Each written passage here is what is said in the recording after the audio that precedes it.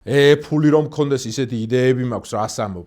რამდენჯერ მოგისმენიათ ეს ფრაზა ან სულას თავად გიფიქრიათ ასე. მინდა გაგახაროთ და გითხრათ რომ ფული არაა პრობლემა. ფული ყრია.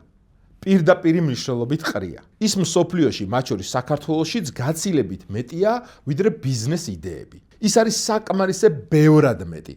პრობლემა ფულის არ არსებობა კი არაა, პრობლემა ბიზნეს იდეების არ არსებობაა. კარგი ბიზნეს იდეების, აი ისეთების წელიწადში 30 ან მეტ პროცენტ მოგებას რომ მოიტანს. ვიცი ახლა თქვენი უმეტესობა ფიქრობს რომ რას ამბობს ეს კაცი, სადაა ფული და საწყისი კაპიტალი რომ მქონდეს, იდეების მეტი რა მაქვსო. მე კი გეტყვით რომ თქვენ რომ მართლა გქონდეთ კარგი ბიზნეს იდეა, ფულს იშოვიდით უპრობლემოდ. ხო და აბა მაშინ მოდით ავხსნათ რაშია საქმე. ჩემი აზრით სამი მთავარი პრობლემაა.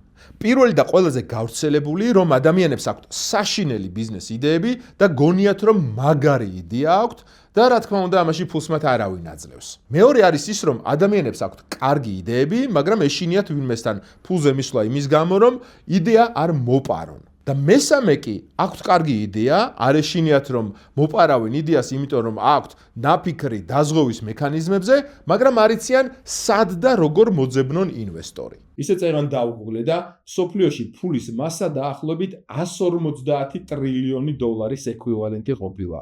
ანუ ბევრი ფულია.